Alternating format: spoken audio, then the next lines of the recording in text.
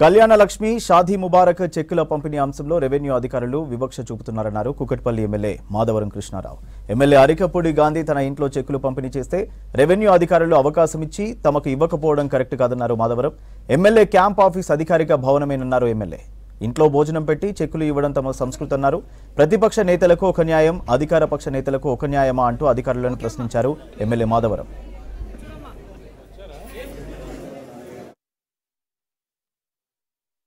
ఈ కళ్యాణ లక్ష్మి షాదీ ముబారక్ అనే గొప్ప పథకం వచ్చినాక పేద కుటుంబాలకి ఆసరాగా బాసాలను కొనిపెట్టని, మంచాలను కొనిపెట్టని, ఆ కుటుంబానికి సరిపడా వంట చేసుకోవటానికి, నివాసం ఉండటానికి ఏమేమి అవసరాలుగా ఉంటాయో అవసరాలకు సరిపడా తల్లి పేరు మీద, ఆడపిల్ల పేరు మీద చెక్కిస్తున్నాం కాబట్టి ఆ ఆడపిల్లలకి తల్లి చక్కగా పెట్టుకోవడానికి అవకాశం ఉంటుందనే ఉద్దేశంతో కళ్యాణ లక్ష్మి షాదీ ముబారక్ పథకాన్ని ప్రవేశపెట్టడం, దానిలో భాగంగానే రేవంత్ రెడ్డి గారు ఒక అడుగు ముందుకేసి 1,1016 కాదు, ఇంకా అదనంగా కూడా సహాయం చేద్దామనే మంచి ఉద్దేశంతో గతంలో అప్లై చేసిన వాళ్ళందరికీ కూడా క్లియర్ చేసి ఒక అడుగు ముందుకేద్దామనే ఉద్దేశంతో ముఖ్యమంత్రి గారు కూడా పేద కుటుంబాల పట్ల సానుకూలతతో వ్యవహరిస్తున్నటువంటి తీరు మీరు చూస్తూ ఉన్నారు.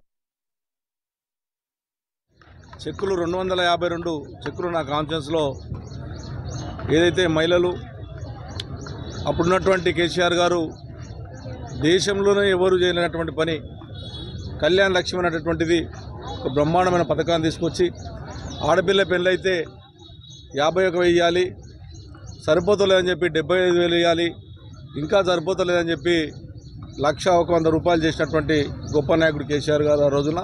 ఆ స్కీమ్ నిజంగా దేశమంతా పాకితే బాగుంటుంది, అన్ని రాష్ట్ర ముఖ్యమంత్రులు కూడా దీన్ని తీసుకుంటే బాగుంటుంది. ఎందుకంటే నిరుపేదలు ఇలా 50,000, 10,000, 20,000 పెళ్లి చేసుకున్నటువంటి వాళ్ళని చూసాం. కాబట్టి ఇటువంటి వాళ్ళకి మనం ఇచ్చినట్టుంటే ఎన్నో స్కీములు పెడతా ఉన్నాం. ఈ స్కీమ్ అయితే ఒక బ్రహ్మాండమైనటువంటి స్కీమ్. నిజంగా కేసీఆర్కి ఎట్లా ఆలోచన వచ్చిందో తెలియదు, కానీ ఒక బ్రహ్మాండమైనటువంటి స్కీమ్ పెట్టి ఇలా కొన్ని నా కాన్షియన్సే సుమారు 18-19 మందికి షాదీ ముబారక్ కళ్యాణ లక్ష్మి 2 ఇవ్వడం జరుగుతూ ఉంది. ఇప్పటికే ఇస్తూ ఉన్నాం. మరి ఇటువంటి మంచి పథకాన్ని ఇంకా ప్రజలలో కూడా ఇంకా చేయలే విధంగా మరి ఇప్పుడున్నటువంటి ముఖ్యమంత్రి గారు కూడా తులం బంగారం ఇస్తా అని చెప్పి ఎలక్షన్లో ప్రామిస్ చేయడం జరిగింది. అది కూడా మీరు ఇస్తే బాగుంటుంది, ఎందుకంటే ప్రజలు ఆశ పెట్టుకొని ఉన్నారు.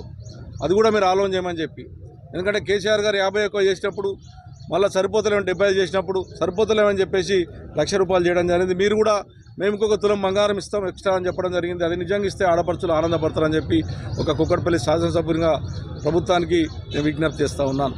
ఎందుకంటే ఇవి హామీలు ఇచ్చడం కాదు, నెరవేర్చేటప్పుడు ఆలోచన చేసుకోవాలి.